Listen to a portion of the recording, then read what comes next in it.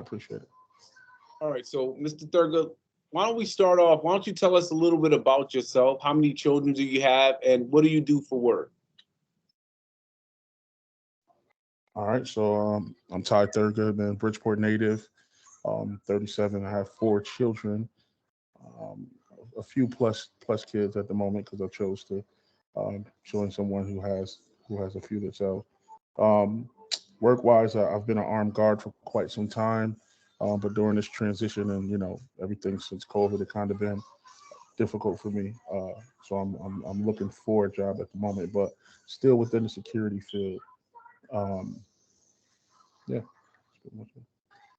So, Mr. Thurgood, how many times were you involved with DCF, and what were the reasons why you were involved? Okay, you guys can hear me good. I'm sorry, I got like a podcast type setup. You guys can hear me good. All right, You, just want to make sure. So I've had the I don't know. It's been unfortunate, but fortunate at the same time. And I guess everybody will get a better understanding further into the interview. But it's been three occasions. Um, Originally starting in 2012. Um, Literally all of one was for 2 years. Another case was a year, and then the very last case was 3 years. So I had three different occasions with DCF. Like I said, unfortunately. and what was the reason you were involved the first time and the second time?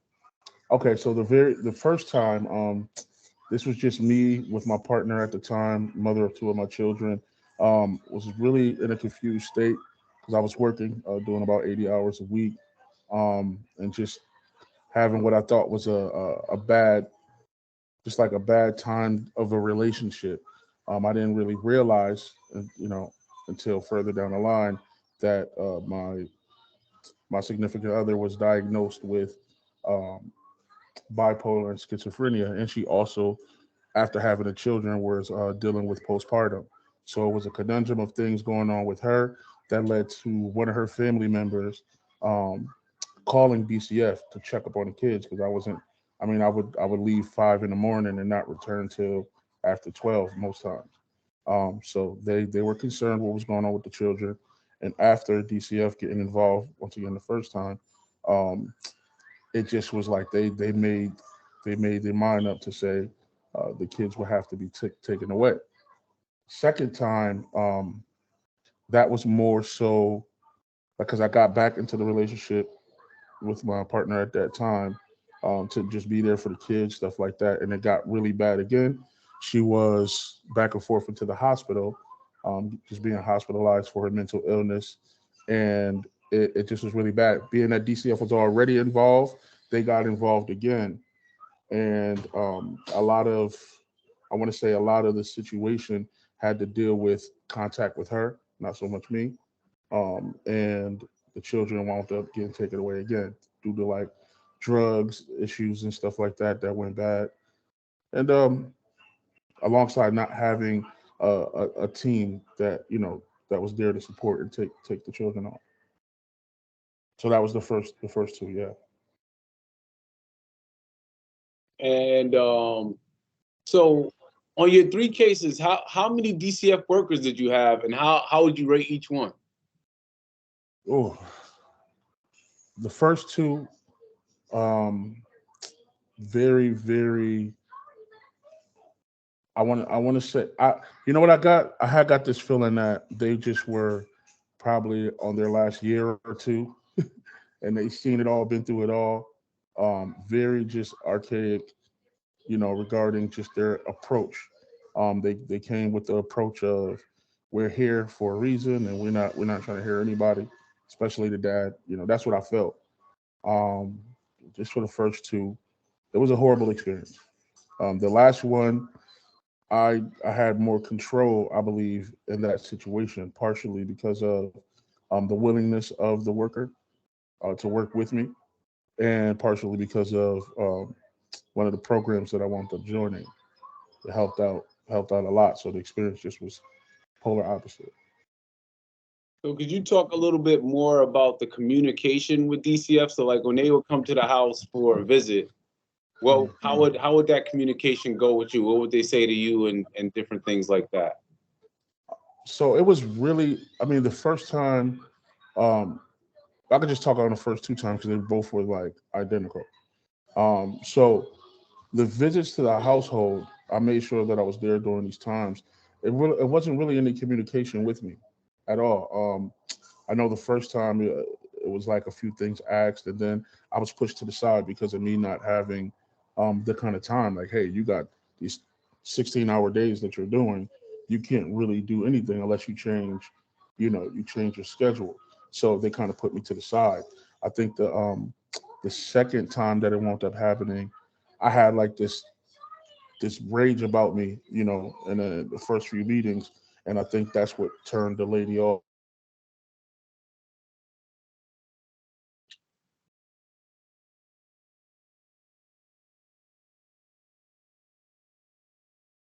It's frozen.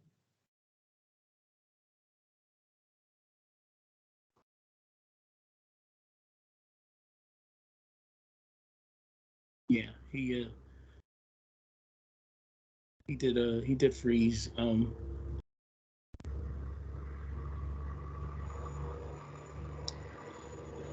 Abdullah Mark. I'm not sure if there's a way to connect with him to maybe have him, I guess, just log out and then log back in.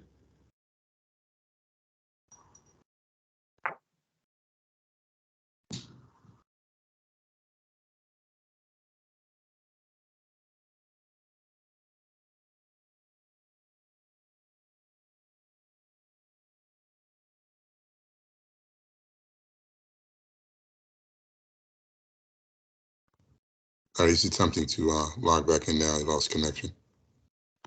Okay.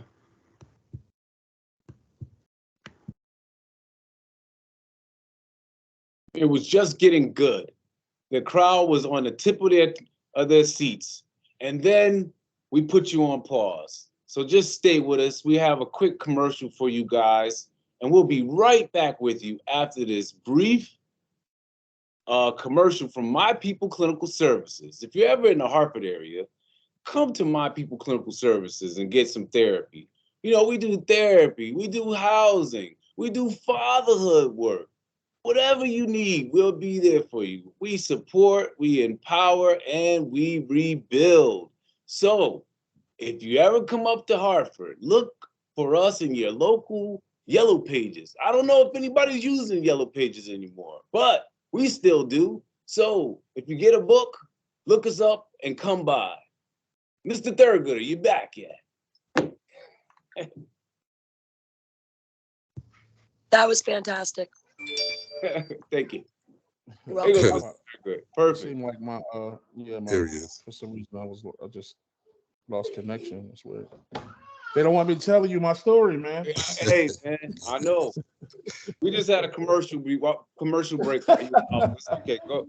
So pick up where you left off. Well, good. Hey, I'm sorry. I got like all four of them is in here at the moment. Y'all gonna let me do this interview? All right, sorry. You gonna let Daddy finish the interview? Good. Yes. Great. All right. So I kind of lost track where I was at. I believe I was just talking about the actions of the workers. Um, Communication with the yeah, with DC. the, yeah, communication.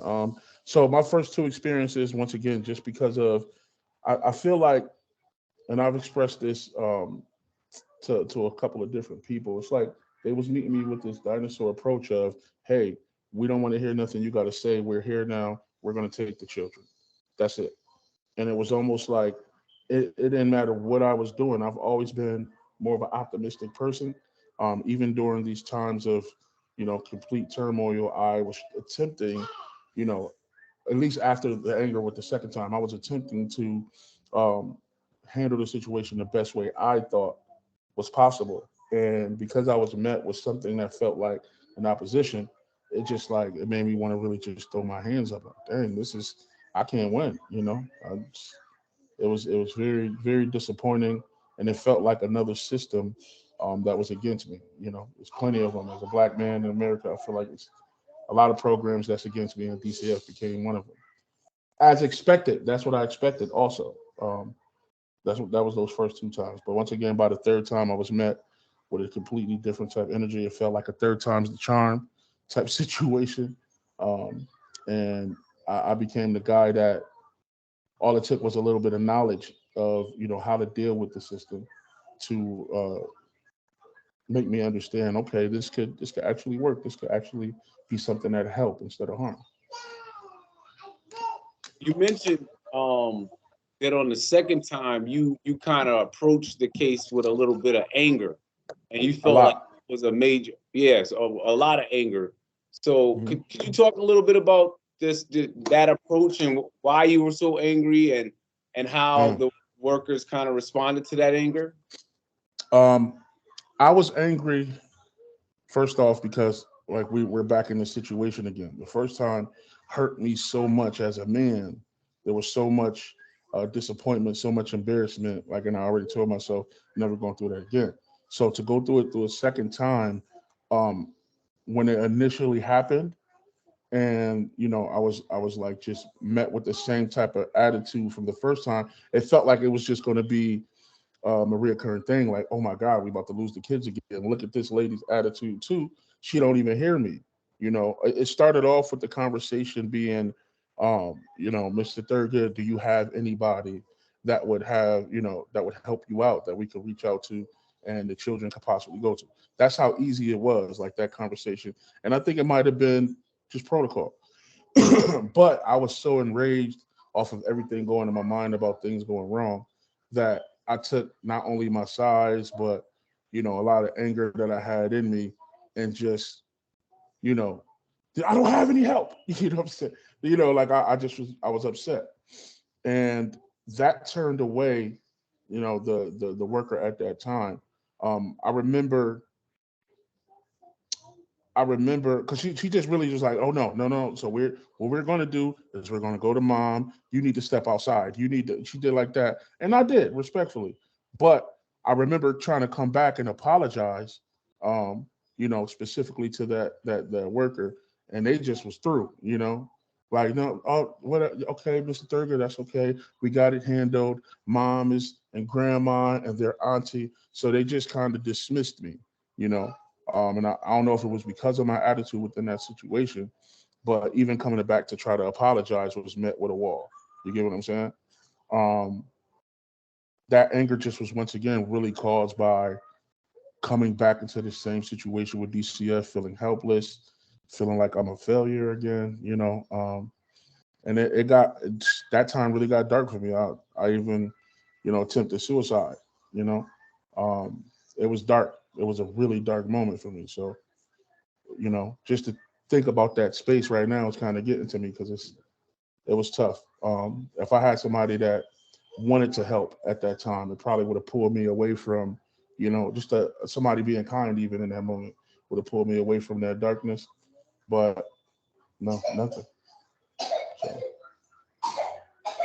Um, Happy that you didn't commit suicide and you're here to be able to share with us and be here for your children. Um, so when we were talking the other day, you mentioned that you always felt like, I mean, our a common theme in our community that when DCF comes in, it's like a woman's state, and they're not necessarily there for the men. Can you talk about this mindset that's in our community that goes even beyond you as it pertains to the men that are involved with DCF? You're on mute. sorry about that. Absolutely. I've always, and it's not only myself. I have, male family members. I got friends that've been through the system. It's just a given, even though it's not really true. It's been something that's installed in us where it's like, listen, there's no wins. If you're going to have any kind of win, it's going to involve spending tons of money. Where I come from, I'm from the hollow side of Bridgeport. It's not like I really have money to pay a lawyer.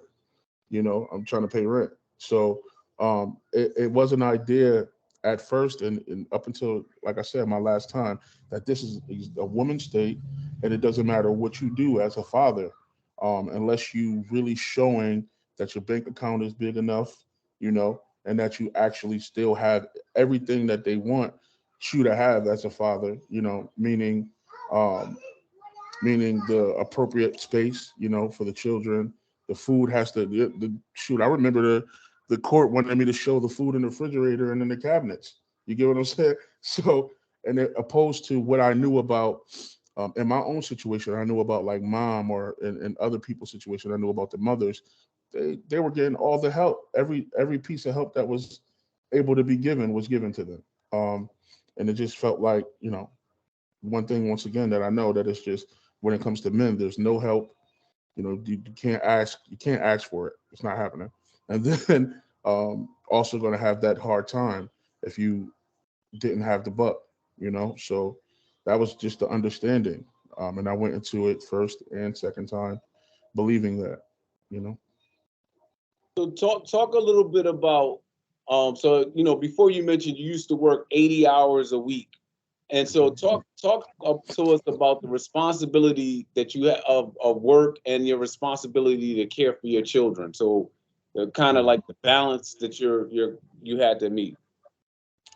So in those moments, man, I figured that my position as dad was provider.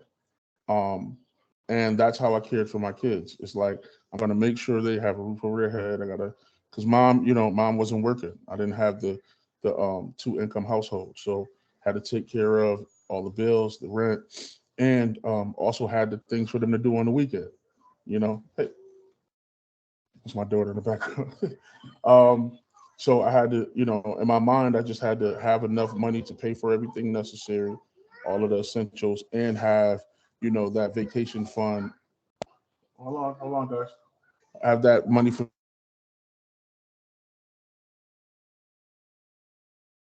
Once again, if you want to use My People Clinical Services, you can go to your latest phone book.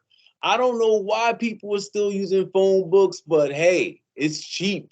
I mean, you can get a lot of ads in a phone book at this point in time because nobody else is using it. So my number is all spread through there from the A's to the Z's. Okay, Mr. Thergood's back.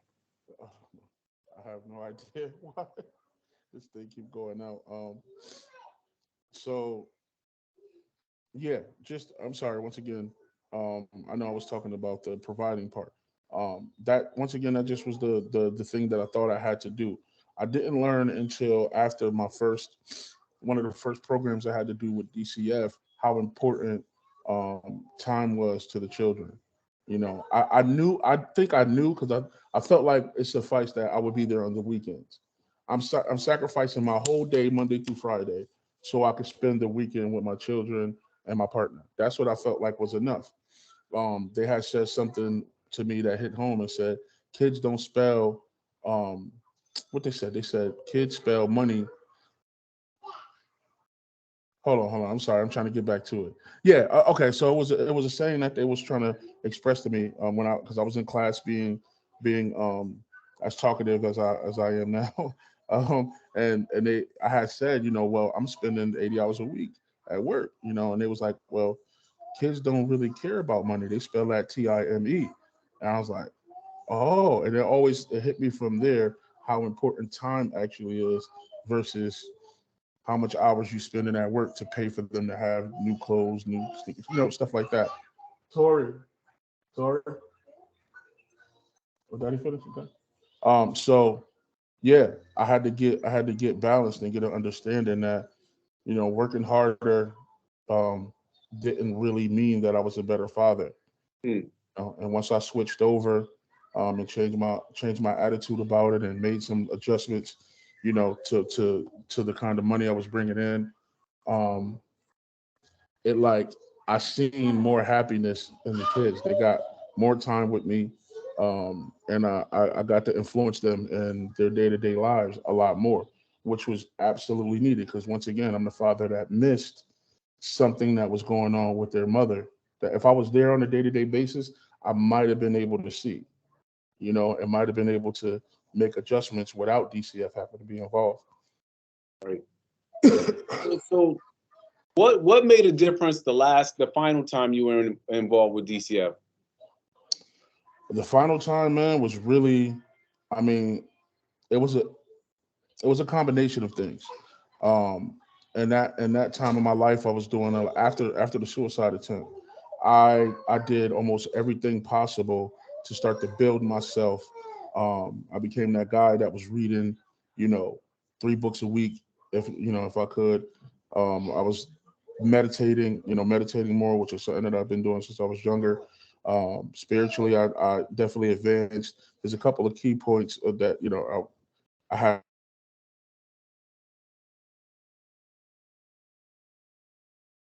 I'm not gonna do another commercial for you guys.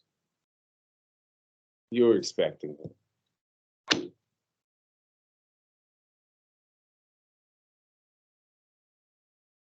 We want another commercial. All right. So if you have a phone book in your house right now, just turn to page 103. My People Clinical Services has a full page ad on that page. In that page, you can see my picture there with a bow tie. Oh, here goes Mr. Thurgood. Every time I come back, he's talking about the phone book. I really don't know. I have perfect Wi-Fi, and they just keep knocking me out. I don't know why. All I was saying, and I'm sorry about interrupting. Your beautiful ad here.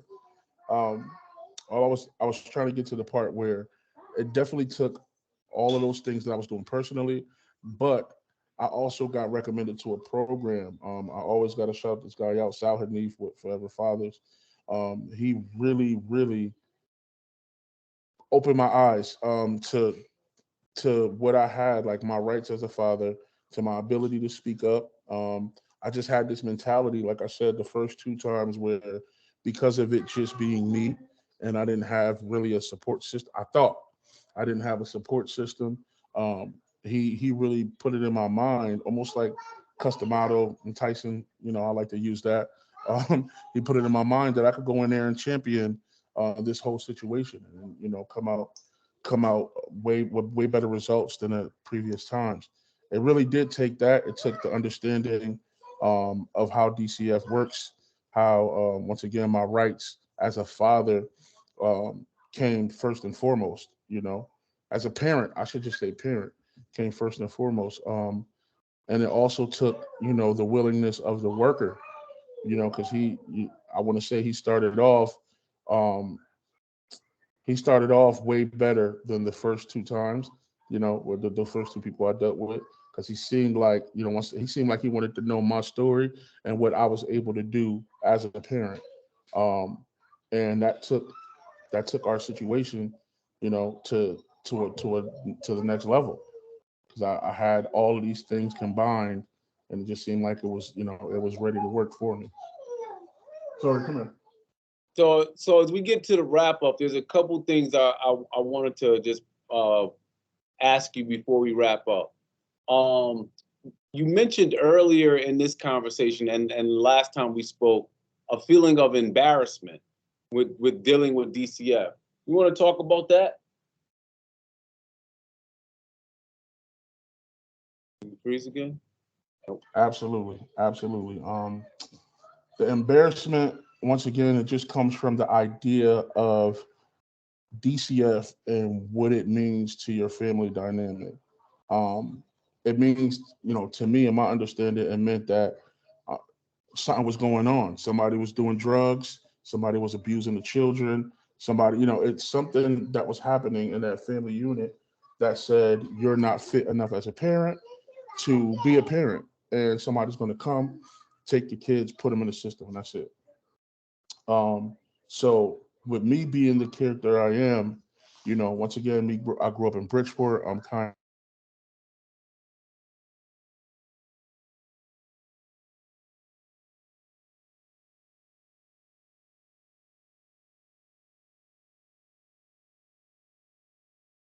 Page 103 has a picture of me on it with a bow tie, and I'm sitting on a horse.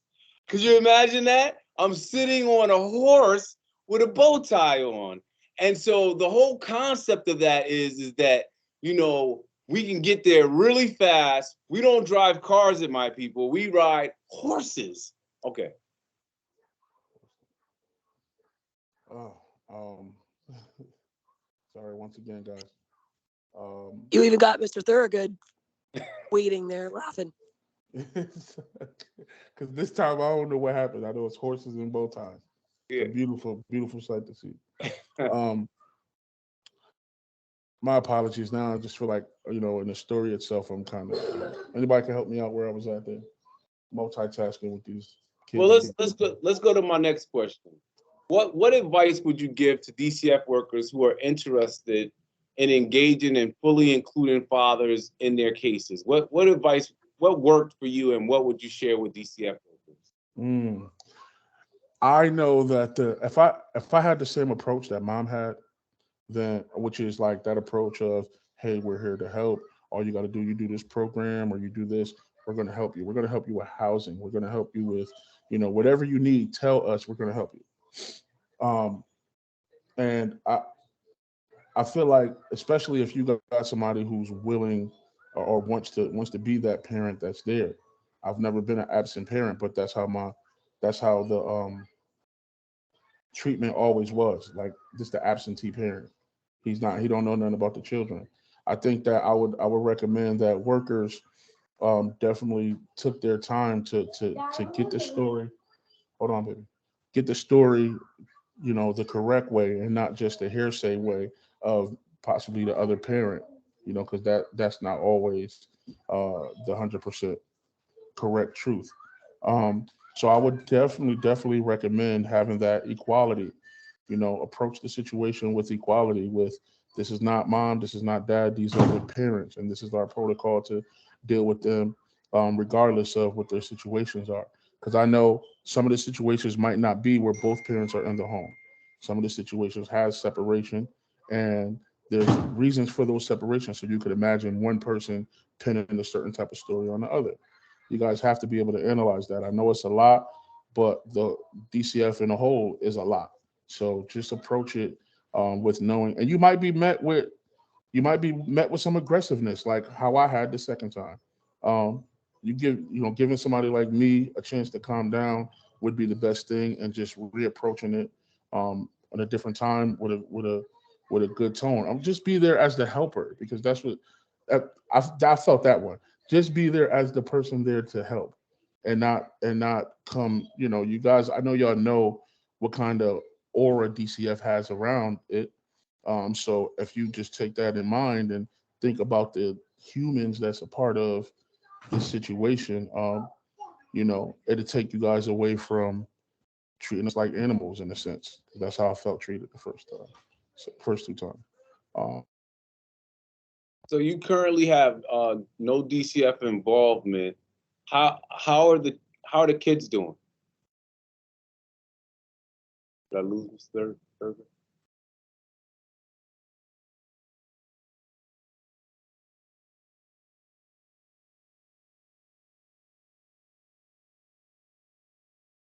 Okay, Bowtie, you're up.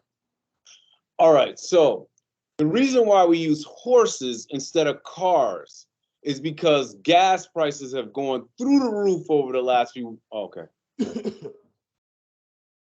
wow, they really don't want this story out, man. So yeah, I was asking you how are your children doing? You have no DCF involvement. Yeah. How's everybody doing? How are you and how are the kids doing overall? Um, Glory story, man. I want to say first and foremost that DCF contacted me, even though I've been outside of the program for almost 6 months now. They contacted me and said they wanted me to be a part of their newsletter because I have a success story amongst their program. So you guys can look forward to that from me. I have. It was only so this is difficult. So I had 3 kids involved with DCF that turned into 2 because we wound up doing uh yeah, so we wound up doing a DNA on one of the children who wound up not being mine. So 2 of the children out of the 3 I have custody of. And then I have my own other 2 that was um outside of DCF who I have. So they all actually are doing amazing. My oldest son making a transition from Virginia up here. He's been with me 2 years. striving. You know, he's a part of one of the best. I call it Harvard. You know, prep school, prep. What's it called? Capital Prep, right? Capital Prep downtown. Really great school. He's doing great. Um, my second son, he's doing awesome. Also, just just graduated and stuff like that. And then my girls, they're just some of the brightest little girls. I know I'm the parent, so I might just speak highly of them like that. But being what they've been through, what they've been through, I just feel like they really overcame and are like just doing amazing, just doing amazing. Myself, I feel like I'm in a better health, than I was. I feel like maybe the stress and everything that I was going through was making me like extremely sick, and probably all the hours that I was working also. Um, but since I got a chance to sit down and God stopped the whole world, um, I've been a lot better. So I'm hoping to gain full employment soon, be able to take care of them in the way I can. DCF did help out with the process of helping me get into place. I have the rental assistance program right now that's helping me out with keeping the roof over the kids' head. And things are really looking up, man. I'm thankful. I feel like the goals that I set for myself at the beginning of this situation have been completed, and now I'm like setting new goals. So things are going great. Awesome. So what I'd like to do now is open it up to the audience. If there's any questions or comments, any thoughts, ideas, feedback, or criticism for Mr. Thurgood, I think this will be a great opportunity for you guys to um, share that with them.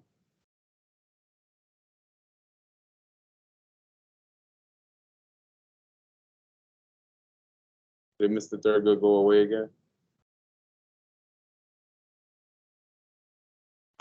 Well, my work is done, so the show, my mid show is done. You guys gotta ask some questions when he comes back. You'll never know about the rest of the story, which was so good too. It was like I just got to the good part. Is he back? Was he able to get back I in? think I saw him. I think I saw him trying to get back. Mr. Thurgood, are you back? I thought I saw his name pop up. I am back. I'm sorry. I figured it out. Every time I get a call, it drops this, and I've been getting calls since I started. um, Okay. my apologies once again. But I am here. All right, I'll start off the questions. I have two questions, twofold. Um, you mentioned your supports. Were you ever asked about your supports? And initially, you said you didn't have any. Was that ever revisited as far as any paternal side supports for you? Is my first side of the question. The second side would be, um, how was it dealing with the legal system with DCF? What was your experience with that? Okay, so uh, first answer the question of support. I I didn't have I didn't have the support the first time. At least I thought I didn't.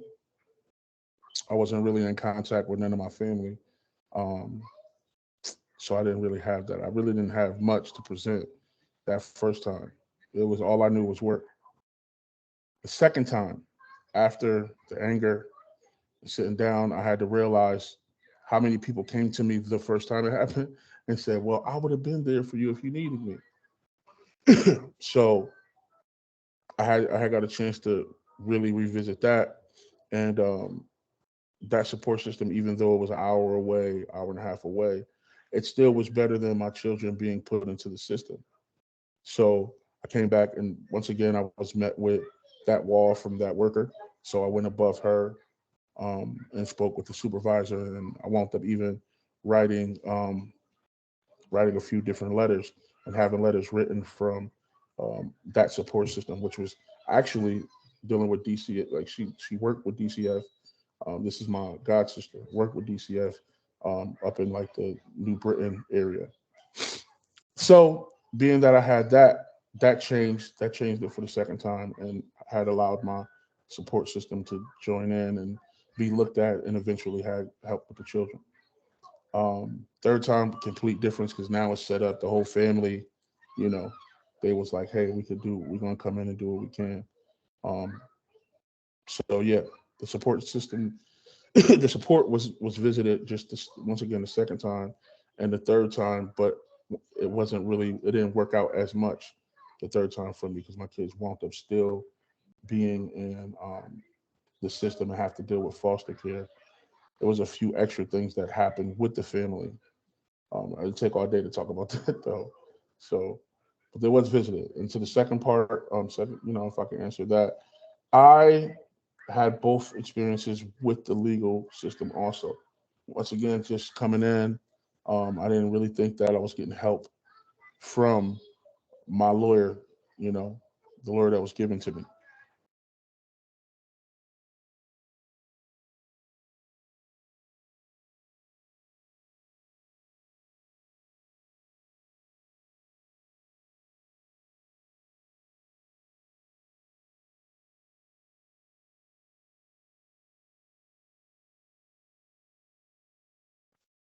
There was okay. Sorry about that again. Another call. There was some work that was done um, by my first lawyer, but I had to wind up. She followed me into the second case, and once I went into the third case, I realized she wasn't really helping at all. So I wound up requesting another one. I got that, and this second lawyer that wound up helping out, man, was awesome. She was awesome. She was the one who helped me realize I needed that paternity test for Tyson in order to have him come in under my household. She, instead of going nolo contendere, she helped me realize that was actually going to be a bad thing to do and to actually fight it. So that helped out before my lawyer previous to that had me do that in the first two cases, and she telling me that that was the best thing to do. So it was both sides, but once again that third time felt like the charm for me. It makes the third good. I have a quick question. I know that there is a question in the chat, but just given the fact that you are from Bridgeport, just wondering, have you had an opportunity to be sort of a support to another father in the city of Bridgeport who have gone through involvement with us as a department? Have you had that opportunity to maybe be there for that particular father? Just wondering if you could talk to us about that, if you had that experience.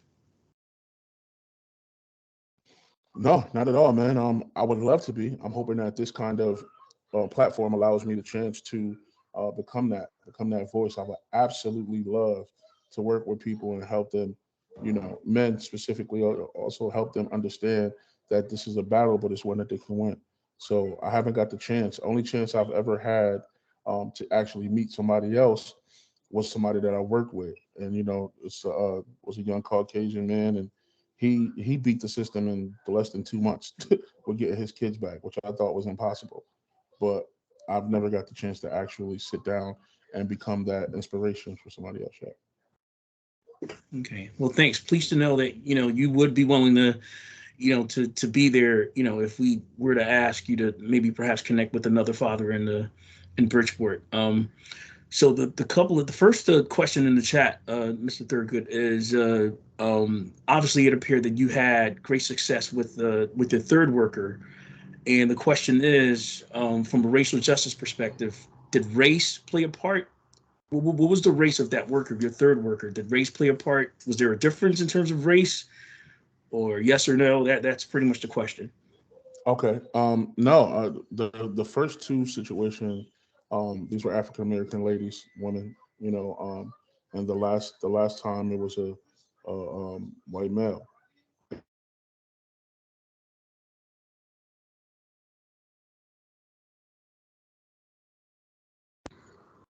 All right, Mr. Thurgood, I believe you're still. Oh no, now we lost you.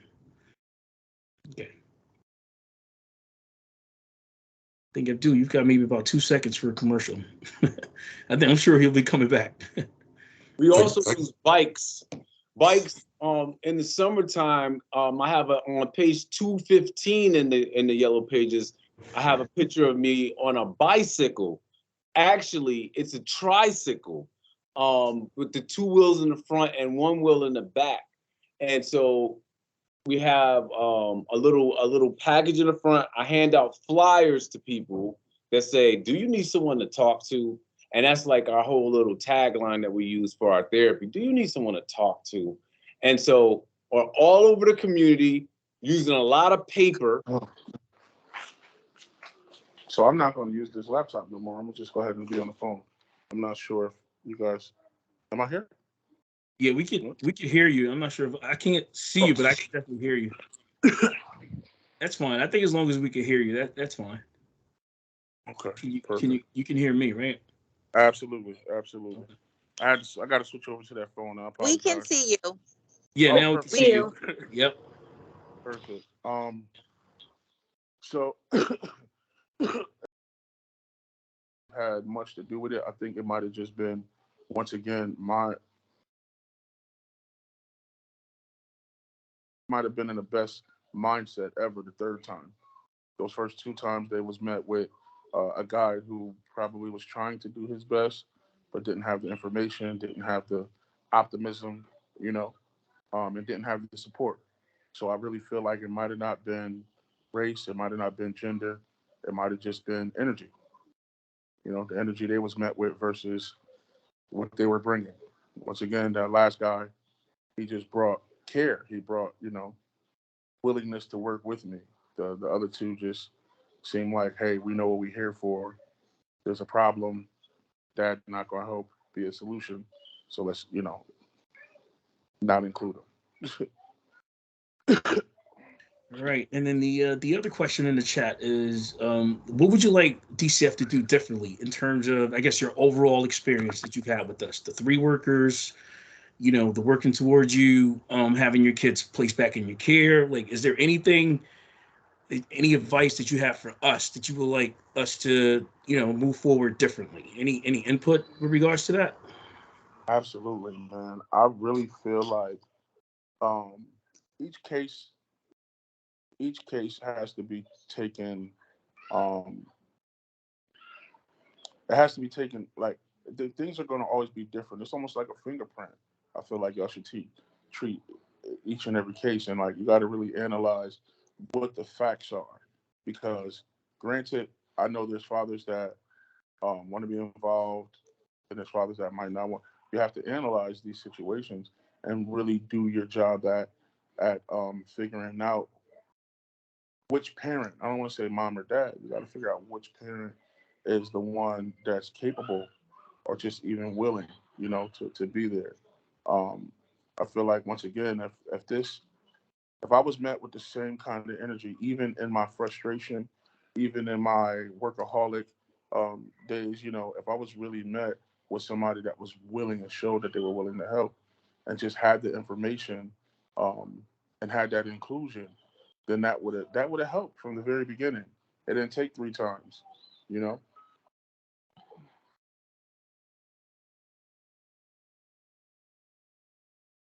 Right, Mr. Okay, I think we lost him again. Are there any other questions from anyone else, or any comments? Or I don't see anything else in the chat. I think Mr. Thurgood is hopping back on because I heard the beep. Christian, that might have been me. I was coming on to see if I could make a comment and ask a question. Oh, okay. When he comes back.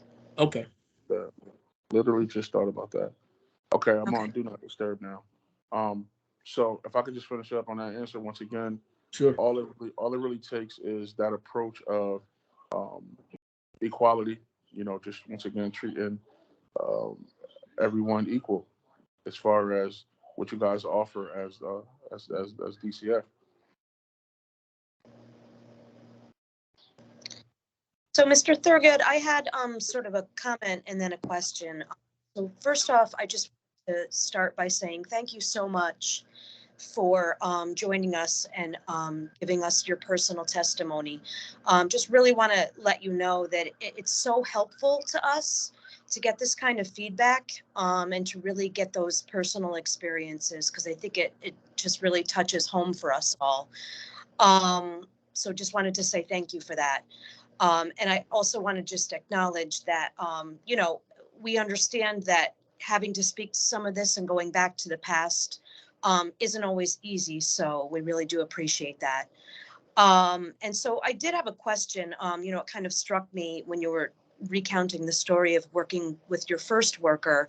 And I think that's when you sort of talked about having an emotional response and getting sort of angry. And at that point, you wanted to come back and apologize, and it kind of didn't happen. I'm wondering if the worker were able to allow you to come back and apologize either that day or even just start fresh with you another day, if you feel like that would have really made the difference and been more of a pivotal moment for you in time, as opposed to, sometime later down the road. Mm. Damn, that hit me hard because I realized I was in the moment of trying to apologize, and the news that I'm sorry. Um, so when I had got the news that, like, we're moving on, we have the support system for mom. Don't worry about it. Basically, was like the thing that I was approached with, and I already kind of moved on from the relationship. So I had a feeling that what was going to happen was the same thing that happened the first time, and DCF would be back in their lives, and we was going to lose our children. And that was the pain that caused me to say, okay, I'm about to end it all. Because I thought that what apologizing would have been a fresh slate. So as I realize it now that, yes, if I would have been met with um, even some forgiveness and then looked at as, you know, okay, Mr. Thurgood, tell us what your support system is, because I had it, I probably would have made, a lot of different decisions from that moment. So I'm sorry. It's just like I thought about it. Like that's what I really needed. You know.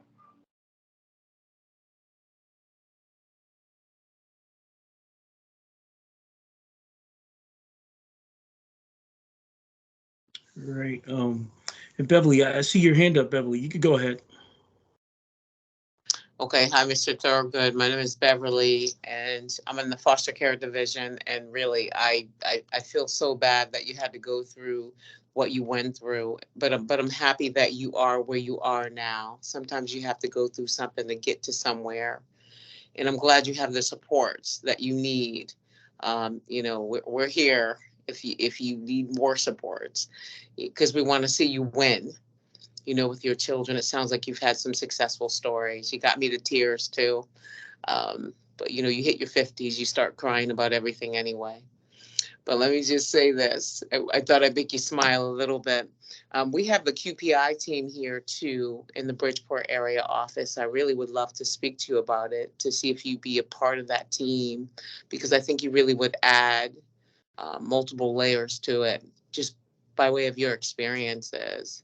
And, we'd like to invite you to that. I will reach out to, Abdul over there with all those, telephone book things going on. Yeah, Abdul. Yep. And I'll reach out to him for your name, your number, and your information, if that's okay, just so you and I can have a discussion. It's really a pleasure. It's really, really a pleasure meeting you. It is. Thank you for everything. Oh, thank you, absolutely. And I want to extend that to anybody on the call. Anywhere I can help, I definitely have the kind of heart and willingness, to be that guy. Because I know if I could have just had somebody like even give me some positivity in any of those moments, man, it would have helped a lot. And now that's what I'm filled with. You know, 50 books later worth of self-building and optimism and stuff like that. Like I got a lot to give. So anybody, feel free to take my number, my email, and contact me.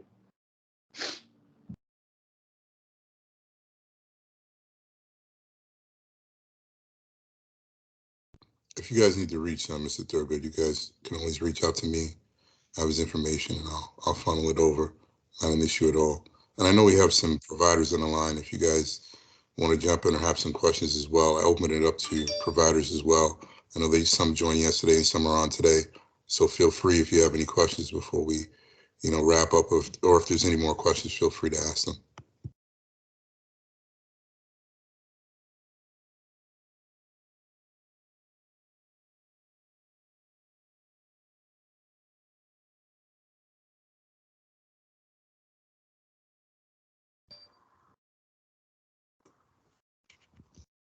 This is Robin. Hi, everyone. Hi, Mr. Thurgood.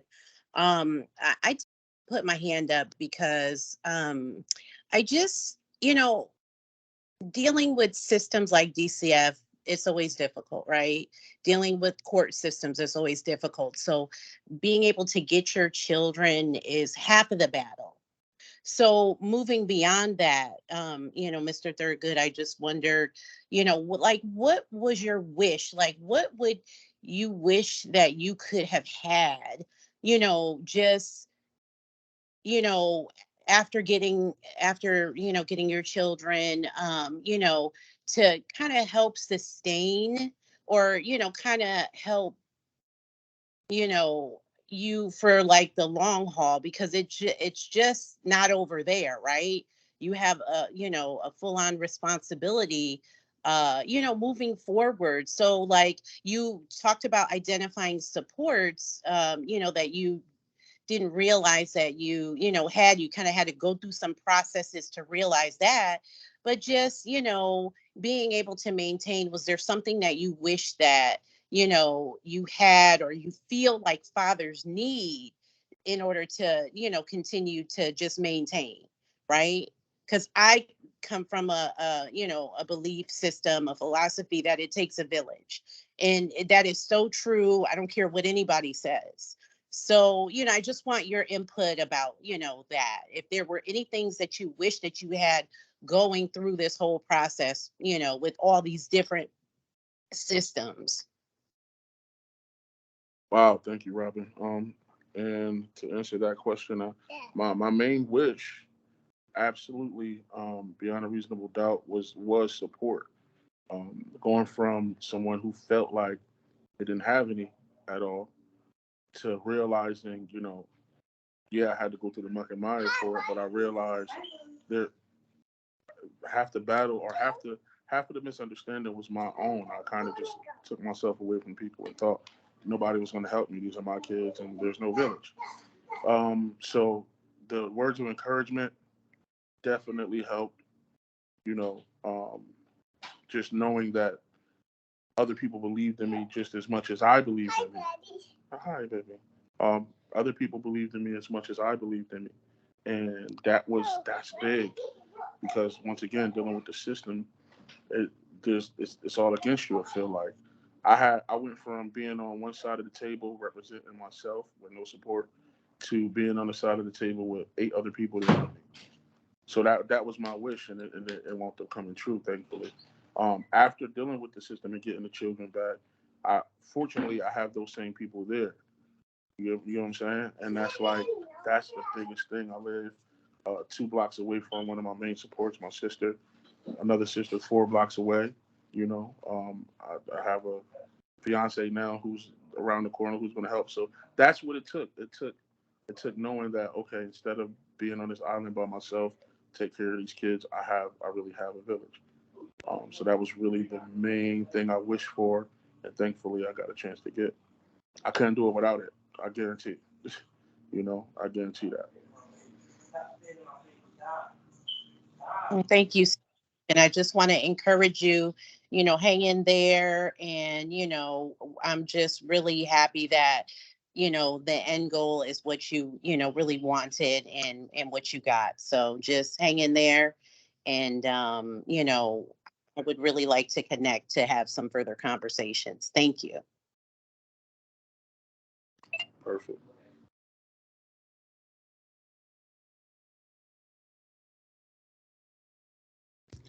So, Mr. Thurgood, I mean, quite honestly, this has been amazing. On behalf of everyone here in Bridgeport, just want to say thanks. Thanks for taking time this morning to share your story with us and be open with us and honest with us. It's always important for us as professionals to hear the truth, to hear the facts, to hear the sincerity and everything and the emotions that you deal with especially with all the families that we work with, and just truly want to say thanks. And obviously you're open to connecting with us and connecting with any of the staff, and Mark and Abdul have your information, so we'll certainly do that. And something else I just want to share with the staff. We've had conversations thus far around all of our efforts that we need to make with regards to engaging fathers. Just want to say that these conversations and dialogues will continue. If there hasn't been a date yet with your work group, there will be you'll be hearing from your manager shortly in terms of individual discussions that will take place within your work group. Just to follow up on previous conversations that we had as a leadership team with all of the supervisors, and to get your feedback and your thoughts that will include all of you staff, all of the staff, and particularly also our case aides will be part of the conversation as well. I shared prior to the meeting, the numbers and the efforts that we made with regards to fathers. I was pleased to see that. However, getting closer to the 90s and 100% is something that I'm sure we could do, because we did that in the month of May. And these dialogues will continue. I just want to say again, thanks to you, Mr. Thurgood. Abdul, as always, thanks. Mark, for for all that you do with Felt, with with your work with Edmund and Tim. Just want to say thanks. And hopefully, again, collectively, all of us, regardless of our function here within the department, we'll continue to do our best with acknowledging fathers, listening to fathers, being open to their thoughts and their perspectives, and moving their cases forward. So that's all I wanted to say. And then just quickly, just want to make some quick announcements. I know that Jareen Davis was on earlier on camera. Just want to officially welcome Jareen back to Bridgeport. Jareen has transferred in as one of our supervisors to Bridgeport. Jareen, I know you had your camera on earlier. I don't know if you want to maybe turn it back on and just wave. And then also just wanted to formally, there you go, Jareen. You can wave, Jareen.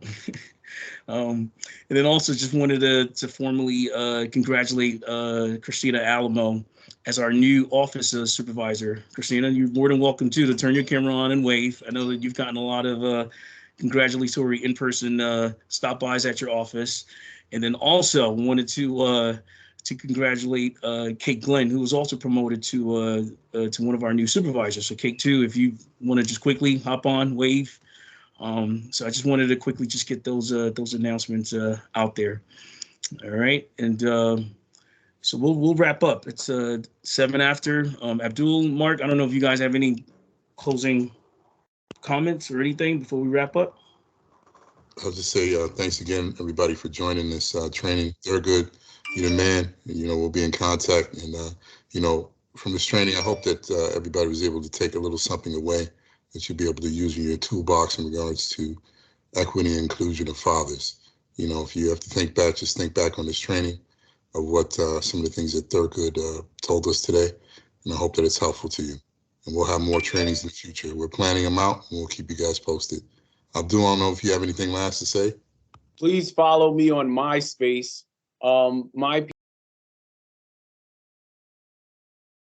Thank you very much for your day. This is great. Bill, you're hilarious. Take care. Take care, everybody. Thank you. Thank you. Thank you. All right, take care, everyone. Jack, all the best to you. I'm so proud of you. What happened to your shirt? This is rubber band my shirt, and this is my rubber band my shirt. Oh, it's so pretty. Too pretty, you see? I love this. Thank you all. I love this so much. Yeah. Then we'll get your iron shirt. You gotta do your hair? Yeah. Yeah. We'll tell Roger to get the brush and Taraji, give me the brush and the stuff for her hair so I can do it. Can you get the brush and the stuff for Tori here so I can do it real quick?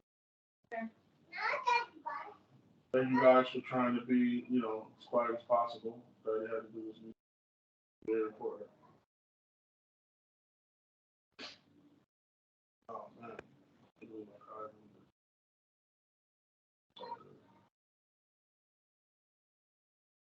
Come on, come on.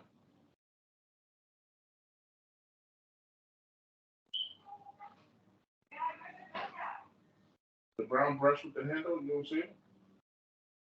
Todd, is the brush in your room? Is the brush in your room? That's a comb. You don't want that in a comb. Yeah, I'm not gonna comb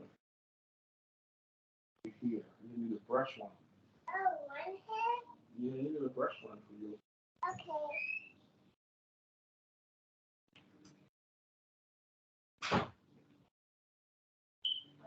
Yeah, I see it. You see that? It's probably under the couch or something. That is the best something. Yeah, come on. Whoa, good job. I got it. You drop it. Okay. Come on. Spin move. 2 times. What? You almost fell. You almost fell. You almost fell. 1, 2, 3, 4, 5, 6, 7, 8, 9, 10. 11. Oh, 10 spins. 11. 12. You're going to do 13. You're going to break the record. 15. 16. Don't fall. 18. Oh, nope. 17 and a half. Whoa. Whoa. Whoa. Come here. You almost broke the record. Come here. You can't walk straight now, right? Come on, that's the wrong way. Come on, Tori. Come on.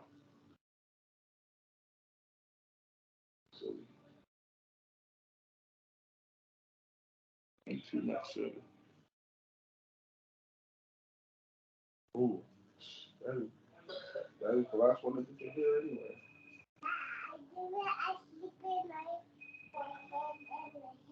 Have you slept with it like that? You want me to just take it out and leave it out for a little bit?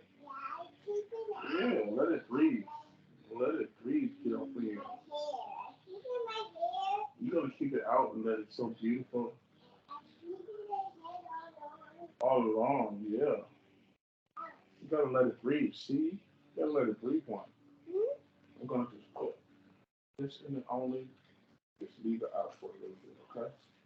And then we do it later. Do it later, you got to let your hair breathe some. Oh, put your head down. Put your head down. I didn't mean to. I told you put your head down. You're not listening. Okay.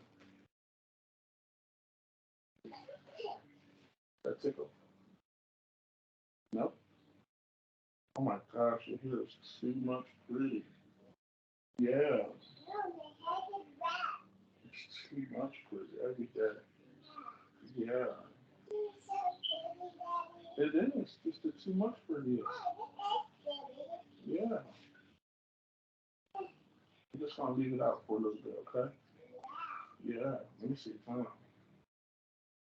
Oh wow. Oh wow. That's so nice. Wow, Tori. Yeah. Shake it. Shake it. Yeah. Yeah. That's too nice. Your hair's so long and pretty. That feel good? Yeah. Yeah. I wear my hair back and forth. I wear my hair back and forth. Yeah. Let me get some a little bit more. Let me see. This is too much pretty, girl. The hair is amazing. It's so beautiful. Every day.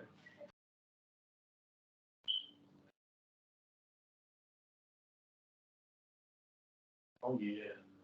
That's nice. I take it all out again. Oh no.